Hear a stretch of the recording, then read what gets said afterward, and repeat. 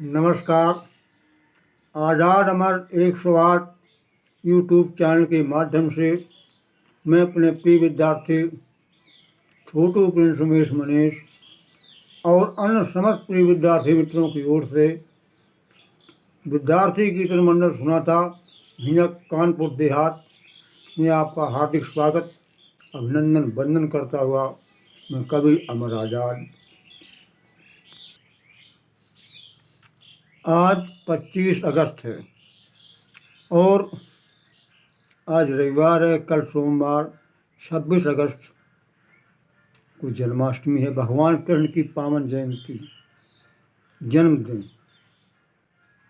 ये भगवान कृष्ण का ही जन्मदिन, या चाहे राम का हो, चाहे बुद्ध का हो, चाहे नेताजी सुभाष चंद्र बोस का हो, चंद्रशेखर आज़ाद, भगत सिंह, अशफाक उल्लाह, और चाहे भगवान बुद्ध,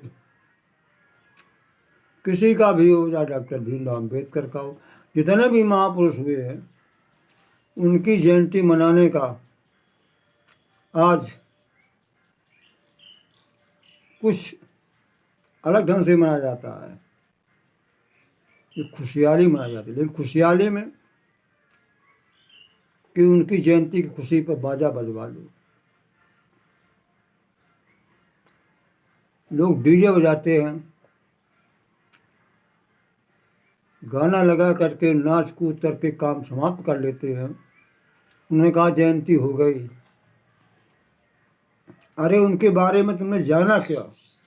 हम आखिर उन्हें क्यों पूजते हैं, क्यों उनके जन्मदिन पर? अरे जन्मदिन पर ही नहीं, हमें हमेशा उनकी बात याद रखना चाहिए। तो अभी देखना, कल नाच कूद के सब निकाल देंगे, लेकिन कोई भी एक बात अपने उसमें नहीं डालेंगे।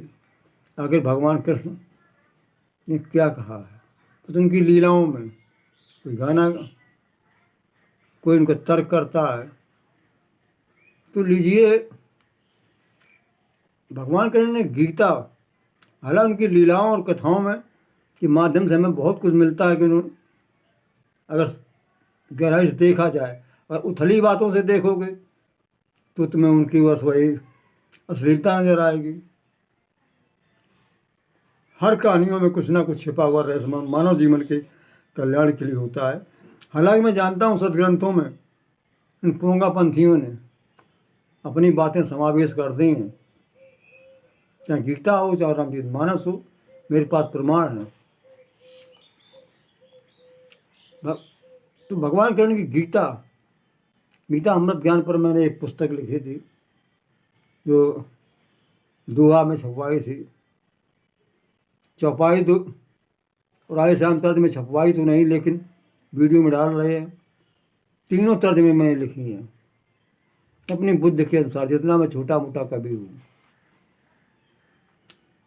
तो मैं कर्म, भक्ति, ज्ञान की गंगा बह रही है। मनुष्य को कर्म के बारे में, ज्ञान के बारे में, भक्ति क्या है? ये भगवान का भजन करना भक्त नहीं है कि माला लेकर बैठ जाओ भजन करने लगो। तो आइए हम छोटे छोटे वीडियो 5-5, 6-6 मिनट के उनके माध्यम से दे पाएंगे। अगर पूरा यानी बहुत बड़ा बन जाएगा, कोई पूरा सुनेगा नहीं। इसलिए देखिए, भगवान कृष्ण कहते हैं कि कर्मणेवाधिकारस्ते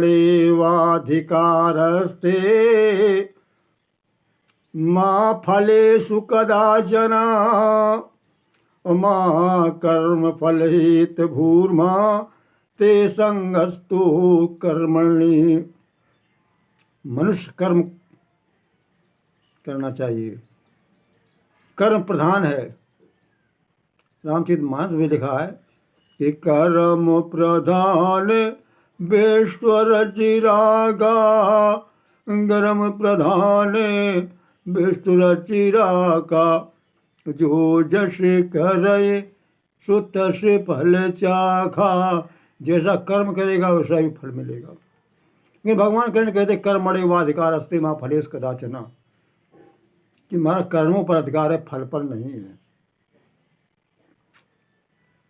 इसलिए उन कर्मों के फल को, फल का हेतु मत बन कि मैंने ये किया है, और जब बिगड़ जाएगा तब कहोगे परमात्मा ने बिगाड़ दिया है। कर्म करना चाहिए, फल पर नहीं अधिकार है तेरा। तो कुछ लोग तर्क करते कि फल, जब बिना फल के हम खेती करेंगे, बीज बोएंगे, तो फल की सोचेंगे कि इसमें इतना होगा, पैदा होगा। वो तो बात अगल की है कि कर्म करते समय मनुष्य को फल की ओर नहीं, उन्हें कर्म करना चाहिए। हम आप कर्म कर रहे हैं, फल, और दिमाग में फल की सोचने कि इतना होगा, ये होगा, और जो काम कर रहे हैं उसमें आपका दिमाग नहीं लगेगा, काम गलत हो जाएगा।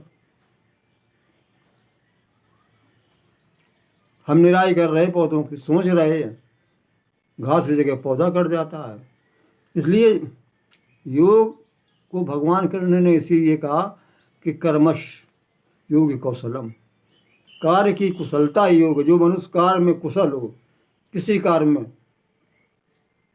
चाहे वो ड्राइवरी हो, चाहे मिस्त्रीगिरी हो, कोई भी काम हो, उसमें कुशल होना चाहिए। और ऐसा भी नहीं है कि हम जो कार्य कर रहे हैं उसमें मेरा लगाव, प्रेम ना हो, कि पता नहीं फल मिले क्या ना मिले। नहीं, आपका कर्म करने का अधिकार है। आप कहते योग स्था कुरकर्माण संग त्यक्त धनंजया। धनंजय अर्जुन का सब नाम है, ये कई एक नामों से सब संबोधित किया गया गीता में। योग स्था कुरकर्माण संग त्यक्तत्व धनंजया। योग स्था कुरकर्माण, आसक्ति को त्याग दो। किसी काम को करते समय उसमें आसक्ति न लगाओ, कोई फल वाली कि हम ये है वो होगा ये, और अपना योग रूढ़ होकर के, ध्यान चित्त होकर के उसमें अपना जो काम कर रहे हो उसमें ध्यान लगाओ। वैज्ञानिक और क्या करते हैं, एकाग्रचित्त होते हैं। सिद्धि असिद्धयो समो भूत्वा समत्व योगी उच्यते। और कर्तव्य करने में सिद्ध असिद्ध, सफल हो या न सफल हो, समत्व योग उच्यते। इस समत्व योग की बात, समत्व योग उच्यते, समता, उसमें मिलाप, जिस कार्य में हम कर रहे हैं उसमें मन लगा के, हमारा ये समता का व्यवहार है, समानता का, कि जो कुछ होगा सिद्ध असिद्ध में हम समान रहेंगे। हमें अपनी कर्म को करना है। समत्व योग समता की बात करते हैं, लेकिन यहाँ मनुष्य समता को ठुकराता है। नमस्कार भाई, बहुत बड़ा बन गया है।